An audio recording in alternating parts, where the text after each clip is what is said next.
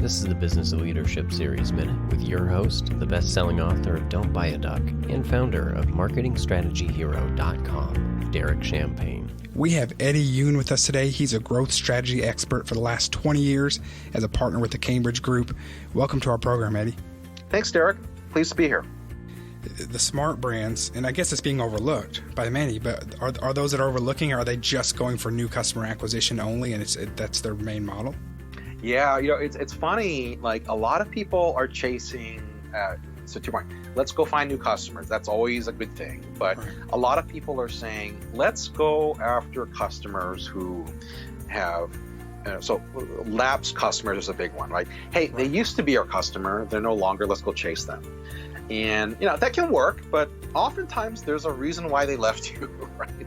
And sometimes that can be hard to overcome, but, you got to understand what it is. And I think your friends at Dominos, I think, did a really great job of, if you want them back, you might have to do a mea culpa and say, you know what? I'm sorry. My product stunk for a while. I have fixed it. Yeah, and few brands have the guts to do what Dominos did. Right?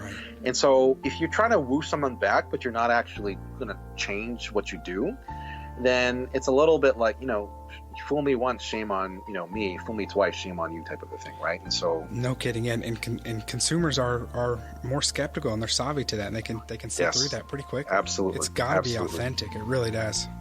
It does. And so my thing is, like, don't convince someone who didn't like you in the first place to try to come back. That's a long fight. Yeah, that's great. So, and you're right. I mean, I can look at that, our small company the same because we want to be liked. I think small companies probably do that even more sometimes when they probably shouldn't.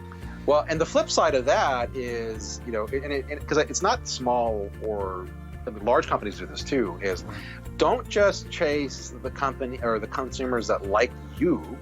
Chase the people that like the category. I think that's the key. Is like, you know what? I may or may not have great feelings about you as a company or a brand, but I'm into the category. If you're into it as well, we can have a discussion. We can be friends, right? About this. And I think that's the real key that people are trying to that miss out on is don't just chase people who don't like you or don't like the category. Don't just chase the people who like you. Chase the people who love the category. They may or may not like you, but they will tell you the truth. They will be the, if you ask an average consumer about what to do next or what their unmet needs are, you will get an average answer like lower the price. Right. If you ask someone who loves the categories and all in on it, and you ask them a ridiculous question like, what would need to be true for you to spend twice as much on the category, which an average person would just laugh at you and say, get out of my face. Or what would need to be true for me to double my prices, for you to be happy? Someone who loves the category will absolutely entertain that discussion. You're right. Craft beer reminds me of that too. The whole craft beer category. yes, it pops absolutely. Out to me. That's a great one. That's a great example of super consumers and potential ones who are trying to get there. Right. And an opportunity of super enthusiasts of the category in general, and they will be honest with you. Yes. But they're willing to spend, and it's not, the price is not even necessarily something they're looking at when they're shopping. Derek Champagne here. I want to connect with you if you're listening to the Business Leadership Series. We can connect on LinkedIn or send me a message at derek@derekchampagne.com. I look forward to connecting.